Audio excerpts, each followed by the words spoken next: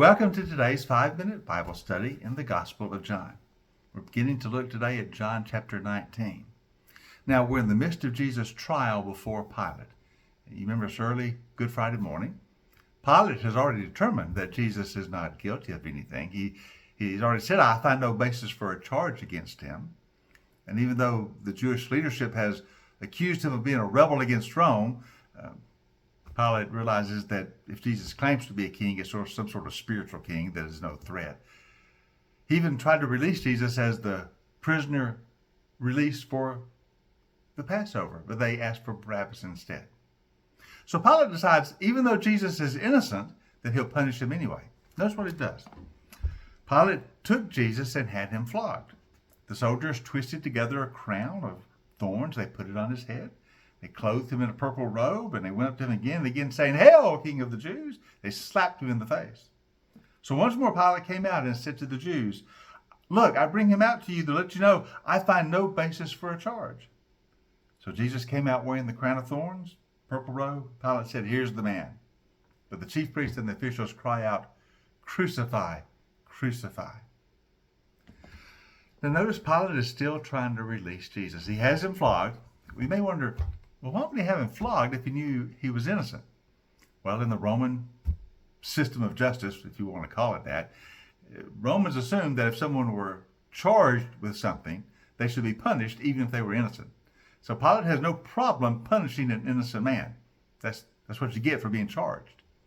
But he's thinking, if I have him flogged, which is a severe punishment, if I humiliate him, maybe that will appease the Jewish leadership, and then I can let him go. He really doesn't want to execute him. So after the flogging, he brings Jesus out wearing, the crown of thorns is on his head. He's wearing a purple robe, mockery of that charge they made against him that he's a king. He says, I'm gonna let him go. I flogged him. I'm gonna let him go now because there's no real accusation against him. But they begin to cry, Crucify him, crucify him. They want blood. They want him to die. Pilate says, You take him, you crucify him. I have no basis for a charge against him. But they said, We have a law that he must die because he claimed to be the Son of God. The Jewish leadership had realized that Jesus was claiming deity because that's who he was. That's who he is, the very Son of God. But they reject that. And so they want him killed. And that's what they say to Pilate. He claimed to be God. We need to kill him. Now, Pilate's a little afraid at this point. He had known Jesus was an idealist, a philosopher, so he thought now Jesus claims to be some sort of God. Of course, Pilate doesn't believe it, but what's he going to do about it? So he goes back in and he questions Jesus again, saying, Where do you come from? But Jesus will not answer. Do you refuse to answer me, Pilate says? Don't you realize I can free you or I can crucify you? I have authority over you. But now Jesus answered, You would have no power over me. You would have no authority over me if it were not given to you from above. In other words, though Pilate, what you are doing is wrong, really God is at work here. And all this is going to work out for the atonement of the world. God has allowed you to do what you're doing so that he will use your action, even though it's evil, because your intent is evil. He's going to use your action to bring atonement for the world by my cross. And from this point on, it says, Pilate tried to set Jesus free, but the Jewish leadership kept shouting, If you let this man go, you're not a friend of Caesar. Anyone who claims to be a king opposes Caesar. Now, that's the cry to try to put pressure on Pilate from the Jewish leadership.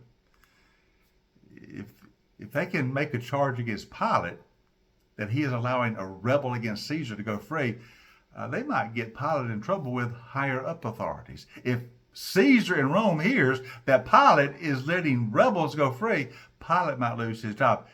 That's the threat they're making. How can you claim to be a friend of Caesar and not do something with this man who says he's a king? So when Pilate heard all of this, he brought Jesus out. He sat on the judge's seat, placed on the stone pavement. It was the day of preparation before the Passover. It was about noon. And Pilate said, Here's your king. And they shouted, Take him away, crucify him. Shall I crucify your king, Pilate says? We have no king but Caesar. Wow. What a rejection of the Messiah. We would rather worship Caesar than the Messiah. We have no king but Caesar, they say. So finally, Pilate hands him over to be crucified.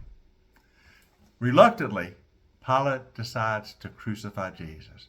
He buckles under the pressure the Jewish leadership is placing upon him. He knows Jesus to be innocent.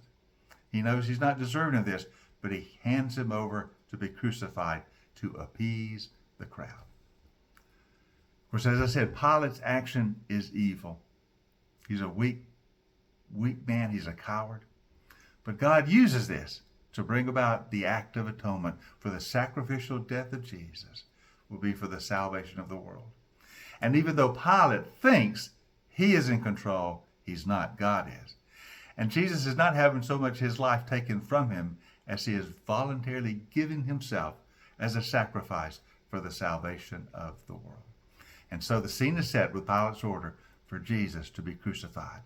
And in just a few hours on that cross, he will make atonement for the sins of the entire world. Hope you join us tomorrow as we continue our 5-minute Bible study in the Gospel of John.